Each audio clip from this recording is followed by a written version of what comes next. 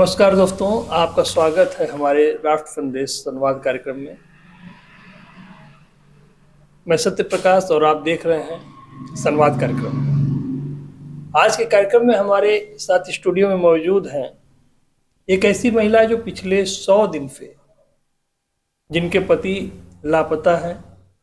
इन्होंने राजनेताओं से लेके सरकारी दफ्तरों के दर दर ठोकरें खाई हैं, फिर भी कुछ भी पता नहीं चल पा रहा है। पति किस हालात में है, कहाँ है, अभी तक कोई भी जानकारी नहीं मिल पाई है। इनके पति का नाम है रोहित केसरी, जो बबरी कस्बे के रहने वाले हैं और 27 सितंबर के दिन से गायब है। घटना के अगले दिन रोहित ने अपने पत्नी को फोन किया था और फूट फूट कर रोते हुए ये कहा था कि तुम परिवार के साथ रहो, मैं आऊँगा, बाद में आऊँगा। लेकिन आज लगभग 100 दिन बीतने के बाद भी रोहित का कुछ भी अता पता नहीं है। लोग आश्वासन दे रहे हैं, प्रशासन आश्वासन दे रही है, लेकिन अभी तक रोहित का कहीं भी कुछ भी पता नहीं चल पाया है। सरकारी और प्रशासनिक तंत्र खोजने में नाकामयाब है। ऐसे में हम जानते हैं कि उनकी पत्नी और उनके परिवार की मनोदशा कैसी है, वे इस घटना से कैसा महसूस कर रही हैं, अपने पति से अलग रहने का दुख वो कैसे झेल रही हैं। तो आइए हम बात करते हैं पूजा केसरी जी से, जो रोहित केसरी की धर्मपत्नी है। पूजा केसरी जी, आपका हमारे शो में स्वागत है। पूजा केसरी जी, आप सबसे पहले हमारे दर्शकों को अपना परिचय देते हुए घटना क्या हुई थी इसके बारे में थोड़ा संक्षिप्त में बताएं। जी, मेरा नाम पूजा केसरी है। मैं बबरी की निवासी हूँ।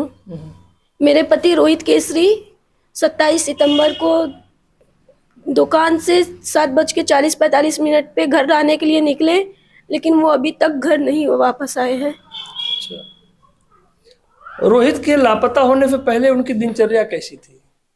जी, नॉर्मल दिनचर्या थी। जैसे पहले हम लोग रहते थे हंसी खुशी से, वैसे उस दिन भी थे सर।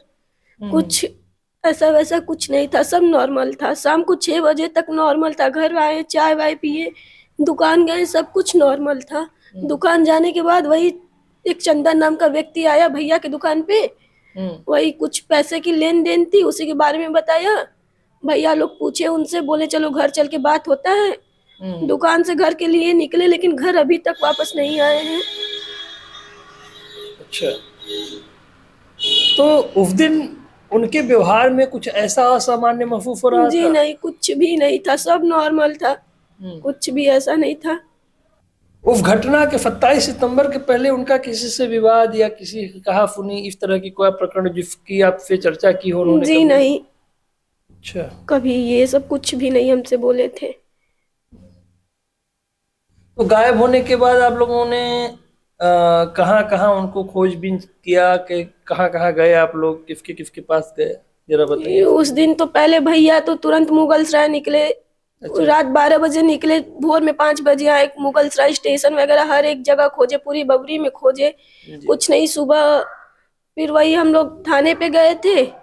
थाने पे वो मतलब हम मेरे पति फोन किए थे, उनका मोबाइल खुला तो मैंने उनको फोन किया था उसी दिन रात 10 बजे के आसपास। वही फिर भैया कॉन्फ्रेंस पे थे, भैया कॉन्फ्रेंस पे लिया, वो बहुत रो रहे थे और उसमें बोले कि मैं अगवा हो गया हूँ। अच्छा। हाँ बोले हैं। उस बात पे हम लोग ध्यान नहीं दिए, कॉन्फ्रेंस की वजह से हम लोग उनके बातों पे ध्यान नहीं दिए। अच्छा अच्छा। और वही रो रहे थे। फिर उसके बाद जब आराम से सुना गया रिकॉर्डिंग, तो हम लोग पूरी बात सुने, गए थाने पे एफआईआर दर्ज कराने के लिए अपहरण का। तो वहाँ पे पुलिस बोले कि नहीं, पहले गुमशुदगी का कराओ, कि गुमशुदगी तुमको तुम्हारे पति से मिलना है ना, तुमको वो चाहिए ना। बोले हाँ, हमको तो मेरे पति चाहिए। तो पुलिस बोले कि मैं किसी तरह से खोज के लाऊंगा, गुमशुदगी का एफआईआर कराओ। ये गुमशुदगी का एफआईआर हुआ। पुलिस कुछ 3 महीने बीत गया, कुछ कर ही नहीं रहा है। तो फिर गुमशुदगी का रिपोर्ट दर्ज होने के बाद आप लोग थाने पर गए? हाँ, थाने पे गए थे। पुलिस ने क्या कहा फिर? फिर वही पुलिस ने कह रहा है कि खोज रहे हैं, कुछ भी नहीं खोज रहा है।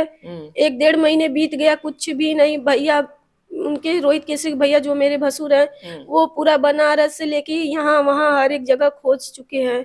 दिल्ली बम्बई हर एक जगह चले गए हैं, तो कोई भी कुछ गुमशुदगी भी का नहीं। रिपोर्ट दर्ज होने के बाद जैसा कि आप लोग चाहते थे कि अपहरण का केस दर्ज हो, ये दर्ज हुआ कि नहीं? जी, ये केस हम लोग दर्ज कराने के लिए 54-55 दिन तक थाने पे जाते रहे, नहीं हुआ। फिर वहाँ विधायक जी मुगलसराय के, उनके दबाव के वजह से तो एफआईआर दर्ज हुआ है। अच्छा अच्छा। तो हालांकि परेशानियां तो बहुत होंगी उनके न होने से। बहुत ज्यादा।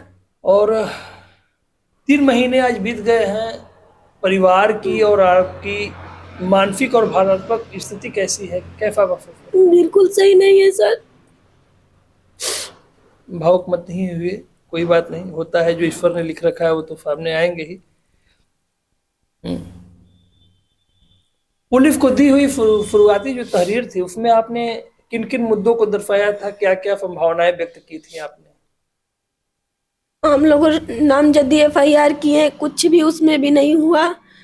उनको हम लोग सीसीटीवी कैमरे खुद से निकाल के दिए, पूरा बनारस से सीसीटीवी कैमरा निकला, यहाँ बबुरी लाल चौक का निकला, हर एक सब कुछ दिए, लेकिन पुलिस कुछ कर ही नहीं रहा है। हम लोग चंदौली एसपी सर के यहाँ कम से कम 10-15 बार गए, वहां पे भी हो जाएगा काम, हो जाएगा हो जाएगा, कुछ भी नहीं हो रहा है। कप्तान सर से कितनी बार मिले, कुछ भी कोई कोई लाभ नहीं प्रशासन की तरफ से कोई सहायता ही नहीं मिला 3 महीने के अंदर।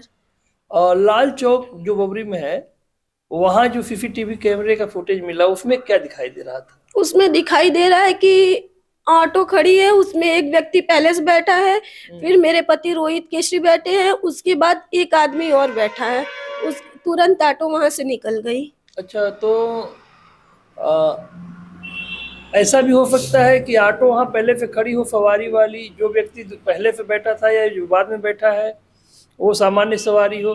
उसमें जो दिख रहा है वीडियो में, उसमें क्या कुछ ऐसा असामान्य दिख रहा है कि लगे कि नहीं किडनैपिंग हो रही है?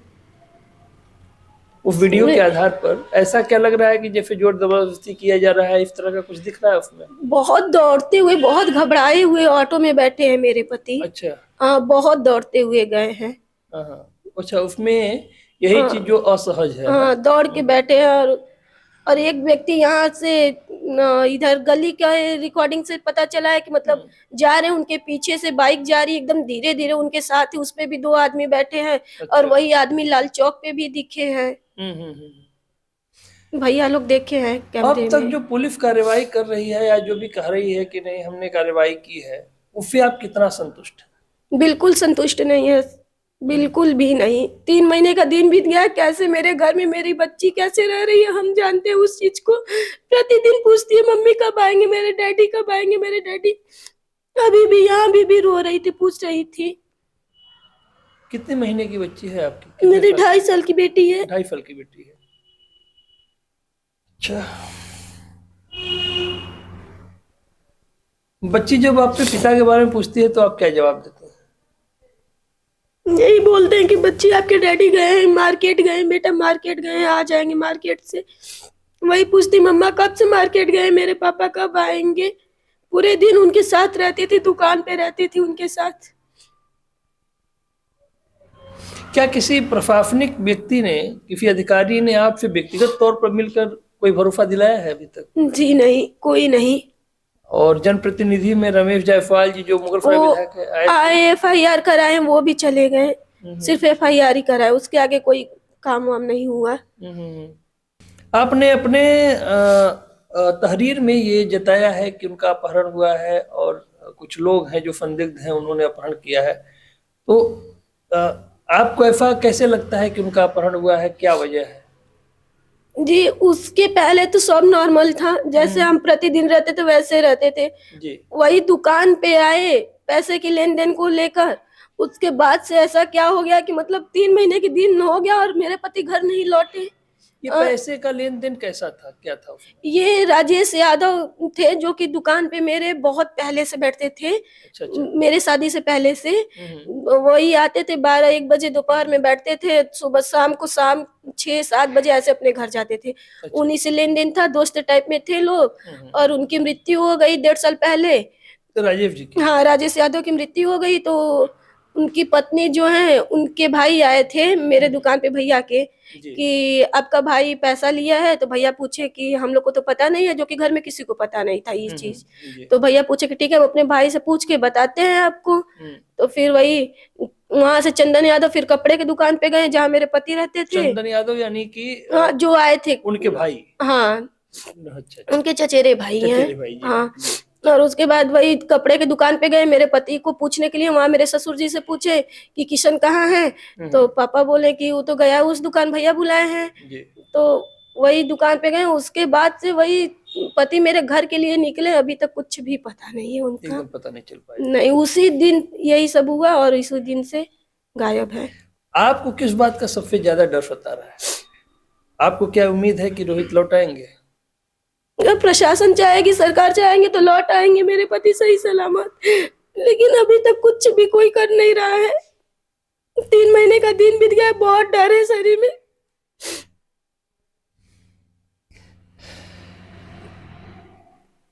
आप तो हर क्षण अपने आप को तोड़ रही हैं, टूट रही हैं। बच्चों के सामने, परिवार के सामने खुद को कैसे संभालती हैं? बेटी मेरी है कि उसी को देख के हम है, नहीं तो हम जीने का बिल्कुल इच्छा नहीं करता है मेरा। मेरी बेटी है कि वो हमको संभाल के रखी है। संयम से काम लीजिए, क्या करिएगा, ईश्वर ने अब जो दिन दिखाया है। अगर यह शो जो है रोहित देख रहे हों तो आप उनसे क्या कहना चाहेंगे? उनसे इतने कहेंगे कि जहाँ कहीं भी हो बस सुरक्षित अपने परिवार में आ जाए, और कुछ भी नहीं कहना चाहते। बस आ जाए, जो भी है हम लोग देख लेंगे, जो भी है सब लोग संभाल लेंगे मिलके, जो भी दुख सुख है सब देख लेंगे, बस वो घर आ जाए अपने बच्चों के पास, अपने परिवार के पास, बस लौट आए। जिस दिन वो गायब हुए उसके दूसरे दिन जब उन्होंने फोन किया था, उसके बाद उनका कोई फोन कॉल नहीं आया? जिस दिन गायब दूसरे दिन ही उसी दिन फोन आया अच्छा, था उसी दिन रात आया में। था। हाँ, 10 जी। बजे रात में ही फोन आया था। उसके बाद से कुछ भी नहीं, मोबाइल स्विच ऑफ है, कोई फोन कोई वो नहीं। पहले प्रशासन क्या कर रहा है? बहुत सारी व्यवस्थाएं होती हैं इस तरह की कि सर्विलांस पे लगाया जाता है, लोकेशन ट्रैक किया जाता है। बोल रहे हैं कि सब कुछ हुआ है, कुछ पता नहीं चल रहा है। सर्विलांस पे लगा है, बोल रहे हैं कि जब तक मोबाइल खुलेगा नहीं तब तक हम लोग पता कैसे करेंगे। हो सकता है कि लास्ट लोकेशन उनका रमना का है। रमना बनारस। हाँ, रमना बनारस का है। तो उन लोग कह रहे हैं कि हो सकता है गंगा जी में कूद गया हो, ये क्या कर लिया, वो कर लिया हो, यही सब बोल रहे हैं लोग। नहीं, ऐसी भी परिस्थितियां अगर होंगी तो गंगा जी में मिलना चाहिए बाद में। वही तो हम बोले उनसे कि ठीक है सर, हम आपका बात से स्वीकार है आपकी बात से, लेकिन बॉडी तो हमको मिलनी चाहिए। मिलनी चाहिए। सही बात है। आप लोग बॉडी भी कहाँ कहाँ, बक्सर से लेके बिहार से लेके हर एक जगह आप लोग बॉडी खोज लिए, कहीं कुछ तो मिलना चाहिए।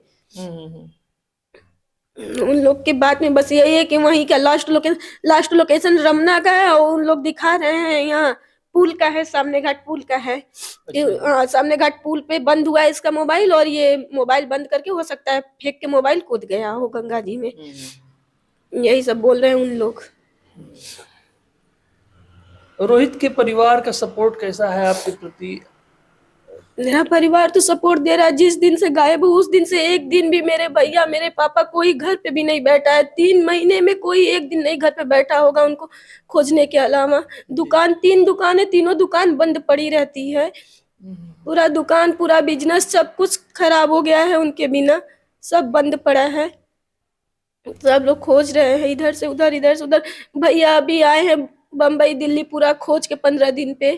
अच्छा, हाँ, आप लोग अपने स्तर से भी मतलब उनकी तलाश बहुत ज्यादा। बनारस में तो कितने दिन बनारस में रह के खोजे लोग, ठंडी के मौसम में पूरे रात दिन बनारस में रह के खोजे। बम्बई गए, दिल्ली गए, कहीं कुछ भी पता नहीं। इधर इलाहाबाद, इधर भी साइड, गाजीपुर साइड, हर एक तरफ खोजे, कुछ भी पता नहीं चला। तो आप लोगों ने पोस्टर वोस्टर के नाम के फोटो सब कुछ है, सब कुछ कराए होंगे? सब कुछ कराए हैं। आप प्रशासन से क्या मांग करती हैं? आप क्या चाहती हैं? प्रशासन से हम बस यही चाहते हैं कि मेरे पति को जहाँ कहीं भी हो सुरक्षित खोज के उनको घर लाएं। अब 3 महीने का दिन बीत चुका है, बर्दाश्त नहीं होता है। पूरा परिवार टूट के बिखर गया है उनके बिना। आप लोगों ने देखा कि रोहित केसरी जो बोबरी का निवासी है, पिछले 100 दिन से गायब है। परिवार की स्थिति ऐसी हो गई है कि हर दिन घुट घुट के जी रहा है। पत्नी और छोटी सी बच्ची अपने सबसे नज़दीक जो होता है पिता और पति, इसकी तलाश में दर दर की ठोकर खा रही है। हर दिन जब आहट होती है तो लगता होगा कि नहीं आ गए। बिस्तर पर हाथ जब घूमता होगा तो पति की तलाश करती होगी, बच्ची अपने पिता को खोजती होगी। परिस्थितियां बड़ी विषम है इस परिवार की। प्रशासन को चाहिए कि इस बात को बिना नज़रअंदाज किए हुए इस कष्ट को दूर करने का प्रयास करे। हालांकि प्रशासन की भी मजबूरियां हैं, वो प्रयास कर रहा होगा, लेकिन किसी भी स्तर पर कहा जाता है कि कानून के हाथ बहुत लंबे हैं, अगर चाहे तो प्रशासन खोज के निकाल सकता है। हम भी गुजारिश करते हैं शो के माध्यम से कि प्रशासन आगे बढ़े, इस परिवार के दुख को, कष्ट को हरे और एक बच्ची को उसके पिता से और एक पत्नी को उसके पति से मिलवाने में जल्द से जल्द मदद करे। आप हमारे शो को बराबर ऐसे ही देखते रहिए, हमारे चैनल को सब्सक्राइब करिए, वीडियो को लाइक करिए और कमेंट में अपनी राय जरूर दीजिए कि रोहित केसरी के लिए हमें और परिवार को, प्रशासन को क्या करना चाहिए। अगले एपिसोड के लिए हमारे चैनल को सब्सक्राइब कर लीजिए ताकि आपको सबसे पहले चैनल का नोटिफिकेशन मिले। हम फिर मिलेंगे एक नई गिफ्ट के साथ, मेहमान के साथ। तब तक के लिए आपको बहुत बहुत धन्यवाद। नमस्कार।